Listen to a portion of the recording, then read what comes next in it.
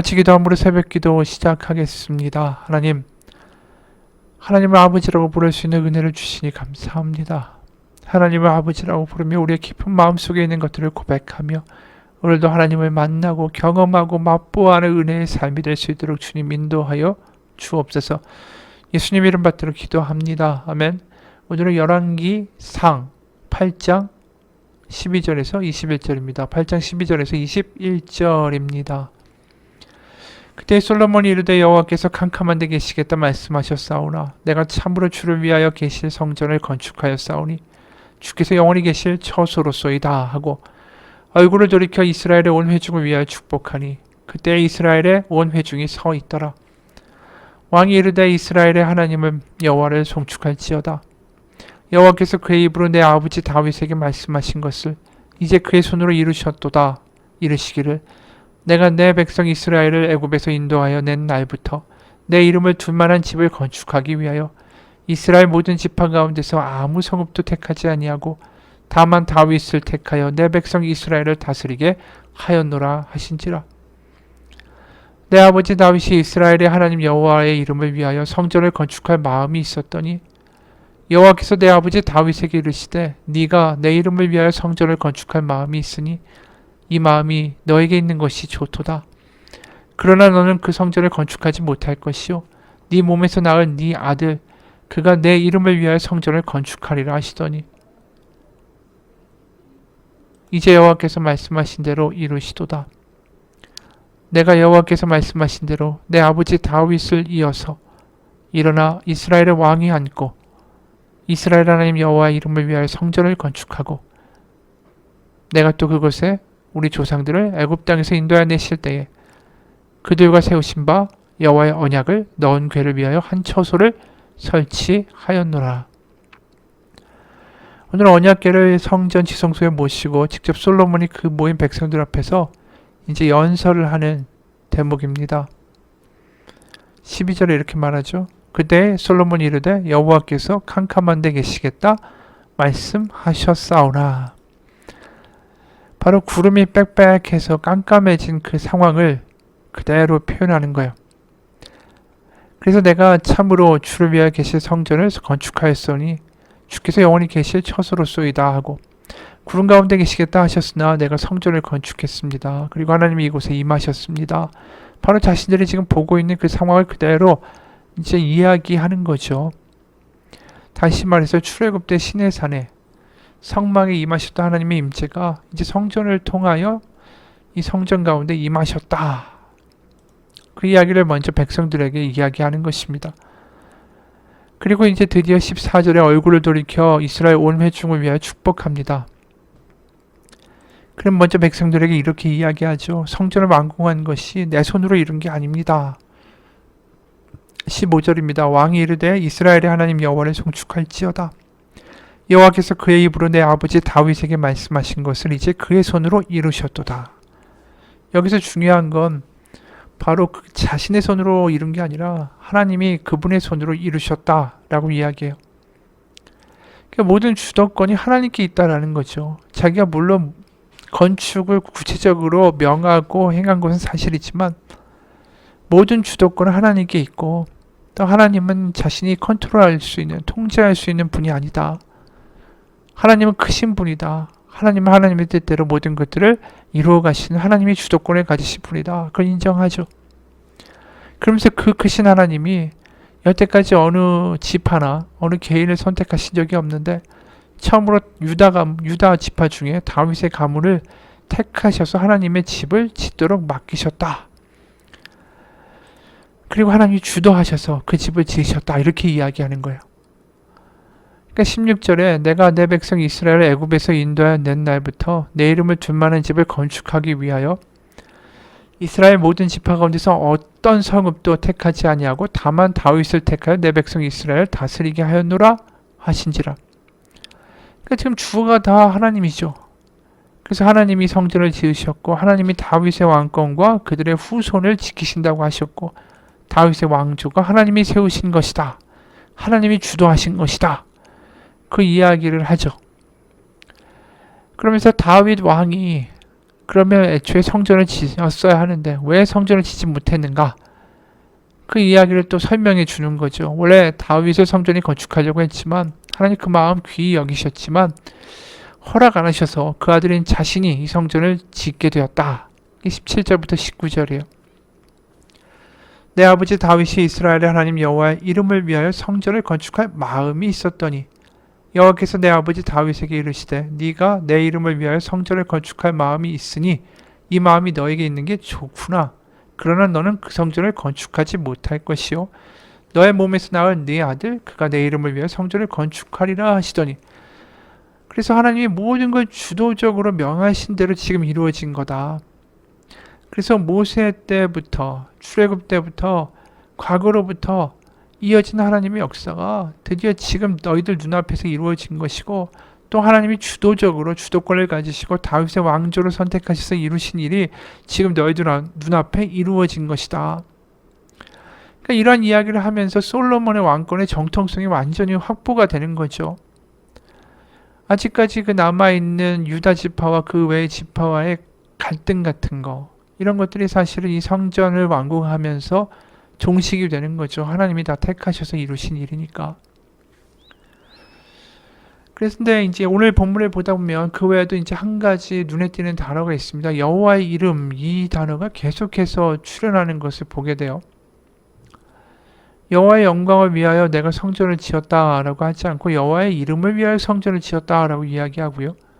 16절부터 20절까지 보게 되면 계속해서 이런 말씀이 나와요. 내가 내 백성 이스라엘을 애굽에서 인도하여 낸 날부터 내 이름을 둘 만한 집을 건축하기 위하여.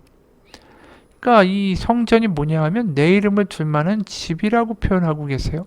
임재도 아니고 이름을 둔다라는 거죠. 성전에. 17절에 내 아버지 다윗이 이스라엘의 하나님 여호와의 이름을 위하여 성전을 건축한다. 19절에 너의 몸에서 나을 네 아들 그가 내 이름을 위하여 성전을 건축한다. 20절 내 아버지 다윗을 이어서 일어나 이스라엘 왕위에 앉고 이스라엘 하나님 여호와의 이름을 위하여 성전을 건축하고 여호와를 위하여 성전을 건축한다라고 하면 되고 그리고 특히 16절에 보면 내 이름을 둘 만한 집을 건축한다. 이게 성전을 내 이름을 둘 만한 집이다라고 이야기하세요. 그러니까 여기서 분명한 거죠. 하나님이 거하시는 건 아니에요. 하나님의 이름이 거하는 거지. 그러니까 성전에 대한 분명한 이해가 필요하다라는 거죠. 하나님이 임재하고 거하고 거기에만 사시는 게 아니라 하나님이 이름을 둔 곳이 성전이다라는 표현이에요. 그럼 이게 도대체 왜 이렇게 굳이 어렵게 표현하고 있는가라는 거 우리 생각하게 되죠. 이름을 나타내는 히브리어는 쉔이라는 히브리어예요.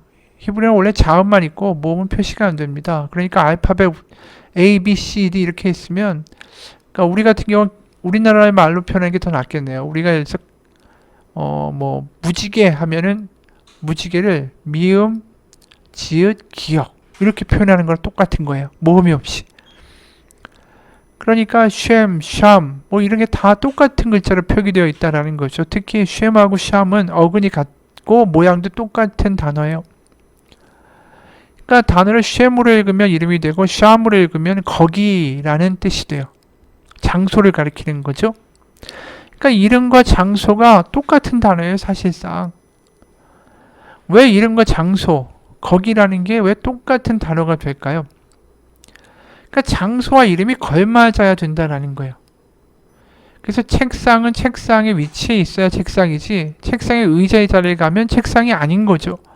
호랑이는 호랑이 자리에 있어야 되고 사과는 사과의 자리에 있을 때 사과라고 불려질 수 있는 거예요. 그러니까 세상의 모든 것이 각자의 이름에 알맞는 장소에 위치할 때 그 이름값을 하게 되는 거죠. 그러니까 사람도 마찬가지예요. 아담은 아담다워야 되고 하와는 하와다워야 되는 거죠. 이거보다 더 좋은 설명이 창세기 48장 15절을 보면 이런 말씀이 있어요. 창세기 48장 15, 16절을 보면 야곱이 요셉의 두 아들 므낫세와 에브라임을 축복하는 장면이 나와요. 야곱이 이렇게 축복합니다. 내 조부 아브라함과 아버지 이삭이 섬기던 하나님, 나의 출생으로부터 지금까지 나를 기르신 하나님, 나를 모든 환난에서 건지신 여호와의 사자께서 이 아이들에게 복을 주시오며 이들로 내 이름과 내 조상 아브라함과 이삭의 이름으로 칭하게 하시오며 이들이 세상에서 번식되게 하시기를 원하나이다. 축복할 때 이들이 아브라함과 이삭과 야곱의 이름으로 칭하게 하시오며 이렇게 말을 해요. 결국 이 손자들이 애굽에서 태어났지만 애굽의 사고방식과 애굽에 무리드는 게 아니라 그들이 서야 할 올바른 자리가 누구냐면 어디냐면 아브라함과 이삭과 야곱의 자리에 서야 된다라는 거예요. 그러니까 너희들이 거기에 제대로 설 때에 그 이름 아래에 설 때에 너희가 올바른 장소에 서게 된다라고 축복하는 거죠. 앞으로 그 자리에 서게 될 것이다. 그러니까 다시 말해서 여호와의 이름, 내 이름을 둘 장소가 성전이다라는 건 뭐냐면 성전이 바로 그 장소가 여호와를 여호와 되시게 하는 장소란 뜻이에요. 그 이름에 합당한 장소, 그래서 그 이름을 높이는 장소, 바로 하나님을 하나님 되시게 하는 장소, 그게 성전이다라는 거죠. 성전 하나님의 임재고 거기 하나님이 갇혀 있는 게 아니라 우리가 하나님을 하나님 되시게 할 때에 하나님이 그곳에서 임재하시고 반응하시는 하나님의 만남의 장소가 된다는 뜻이에요. 그러니까 지금 솔로몬에게 요구하시는 것은 이것이 어떤 거대하고 웅장해서 거기에 압도되는 거룩의 장소가 되라고 만드신 게 아니라 성막에서도 이미 하나님이 그를 만나주셨고 아브라함을 만나주신 것도 성막 같은 데가 아니잖아요. 초라한 곳에도 하나님이 만나주셨어요. 모세가 하나님을 만난 건 어디입니까? 떨기나무예요. 별것도 아닌 그 조그만 나무에 하나님이 임재하셨어요. 그러니까 하나님은 그 임재하시는 것이 커다란 건물이나 커다란 어떤 구조물로 압도하고자 하시는 게 아니라 하나님 앞에 엎드리는 자. 그래서 하나님 앞에서 하나님 만날 때 모세가 너의 신을 벗어라 이런 이야기를 듣게 되죠. 그러니까 하나님을 하나님 되시게 하는 그 장소, 만남의 장소, 그것이 하나님의 임재의 장소라는 뜻이에요. 그러니까 성전이 하나님을 하나님 되시게 하는 장소가 되도록 만들기로 다윗의 왕국을 선택하신 거죠. 왜냐하면 다윗이 그것을 잘했으니까. 죄도 많고 허물도 많고 살인에다 간음 별의별 죄를 다 졌고 십계명도 다 깨트린 존재지만 그가 그럼에도 불구하고 하나님 앞에 엎드릴 줄 알았으니까. 하나님을 하나님 되시게 할 줄 알았으니까. 그래서 하나님을 만나고 하나님을 체험한 자니까. 그 은혜의 자리, 하나님을 하나님 되시게 하고 나는 피조물입니다. 저는 정말 부족한 자입니다. 이 고백을 가지고 하나님을 만나는 그 믿음을 하나님은 다윗에게서 발견하셨으니까. 그래서 그 다윗의 후손에게 성전을 지으라고 말씀하신 거죠. 바로 성전은 다른 게 아니에요. 하나님을 하나님 되시게 하고 나는 작은 피조물의 자리로 나는 연약한 자로 그래서 하나님과 나의 자리가 이제 분명해지는 거죠. 내가 더 이상 주인으로 선악을 판단하는 교만한 자리가 아니라 나의 왕좌를 하나님 앞에 내어놓고 나는 그 앞에 엎드리는 그 자리로 내려오는 거. 그게 하나님의 성소의 장면이에요. 그게 성소예요. 그러니까 우리가 성전이라고 하는 게 더 이상 예수님 때 오시면서 결국 다 없어졌다라는 건 뭐냐면 예수님의 십자가 앞에 우리가 엎드릴 때 뭘 고백합니까? 나는 죄인입니다. 나는 허물이 많습니다. 그걸 고백하게 되지 않습니까? 그런 고백에 나의 못남에도 불구하고 나에게 달려오신 하나님의 사랑과 하나님의 은혜를 경험하는 게 십자가 아니에요? 하나님을 하나님 되시게 할 수 있는 자리가 어디죠? 십자가예요. 바로 그게 성소가 되고 그게 성전이 되는 거예요. 그게 하나님의 이름이 임하는 자리예요. 하나님을 하나님답게 나는 피조물답게 올바르게 서는 것이죠.